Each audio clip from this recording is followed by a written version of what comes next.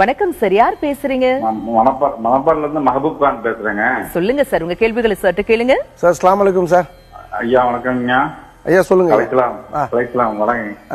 உங்கள்ட்ட நான் இணைப்பு கிடைச்சது ரொம்ப நன்றிங்க. மகிழ்ச்சி ஐயா. ஐயா எனக்கு கடனோட உச்சத்துல கொஞ்சம் இருக்கீங்க. நான் மட்டும் இல்ல, எங்க அண்ணன் தம்பி 2 பேரும் எல்லாமே கடன்ல தான் இருக்கலாம். சரி, அதுக்கு என்னங்க பண்றது? ஐயா நான் என்ன நிகழ்ச்சி இந்த எவ்வளவு நாளா பாக்குறீங்க? நான் இப்போ ஒரு 15 நாள் 20 நாளா பாத்துட்டு இருக்கீங்க. சேலத்துல கூட இது அப்பாயின்மெண்ட் வாங்கியிருக்கீங்க.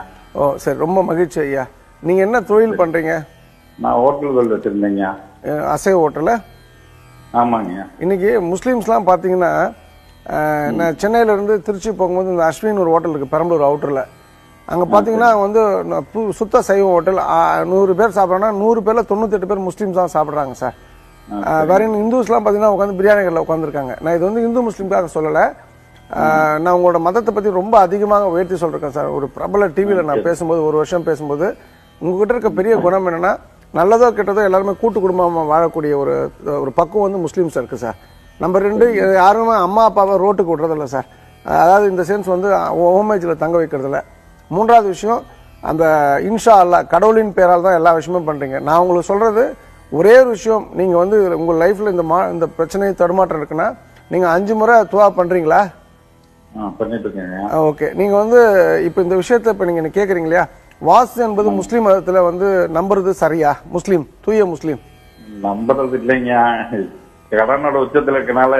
அதான் ஐயா, நீங்க வந்து கடனோட உச்சத்துக்கு இருக்கீங்க இந்த பிரச்சனை அப்படின்னு சொல்லும்போது, குதிரை வந்து உச்சக்கட்ட வலி இருந்தாதான் வெற்றி பெறும் சார். அது வந்து ஒரு ரேஸ்ல ஓடுதுன்னா பின்னாடி இருந்து ஒரு குச்சி வச்சு குத்துறாங்க, ஒரு இரும்பு குச்சி வச்சு குத்துறாங்கன்னா அதுக்கு வலியோட உச்சத்துல தான் அது ஜெயிக்கும் ஒழிய வெற்றினா என்னன்னு தெரியாது. உங்களுக்கு கடவுள் உச்சக்கட்ட பிரச்சனை கொடுக்குறாரு அப்படின்னு சொன்னா, கடவுள் உங்க பக்கத்துல இருந்து உங்களை காப்பாற்றுவார் சார். அவர் உங்களை நிச்சயமா தள்ளி விட மாட்டார். மேல இருந்து குதிக்கிறீங்க அப்படின்னு சொன்னா உங்களை பறக்க கத்து கொடுப்பாரு, இல்ல தாங்கி பிடிப்பார் சார். அப்ப இந்த இடத்துல உங்க மதத்துக்கு எதிரான ஒரு விஷயத்தை நோக்கி நீங்க போறீங்க. நீங்க வந்து கடவுளை நம்புறீங்க, நான் என்னுடைய அல்லாஹ் மிகப்பெரியவர், அல்லாஹ் மட்டும்தான் உண்மை அப்படின்னு நீங்க நம்புனீங்கன்னா இந்த வாஸ்து ஜோதிடம் பக்கம் நீங்க வரக்கூடாது சார். நீங்க வர பட்சத்துல இப்போ வந்து நீங்க எதிர்த்துனா பித்தந்தலின்ற ஒரு மனநிலை இருக்கும்போது உங்க பிரச்சனை பெரிதாகும் சார். ஸோ தயவுசெய்து கடவுளை நம்புங்க. நீங்க நிறைய இந்த சைவ உணவுக்குள்ள போயிடுங்க. உங்களை பொறுத்த வரைக்கும் இந்த நம்பிக்கை இல்லாமல் இந்த துவா பண்றதுல எந்த விஷயமும் கிடையாது சார். நம்பிக்கையோட பண்ணுங்க. 100% தூய முஸ்லீமா மாறுங்கள். முடிஞ்சா ஹஜ் பிரயாணம் ஒரு வாட்டி போயிட்டு வாங்க. பிரம்மாண்டத்தின் உச்சத்தை நீங்க தொடுவீர்கள். அன்பான வாழ்த்துக்கள். வாழ்க வளமுடன். சர்வம் கிருஷ்ணா அர்ப்பணம்.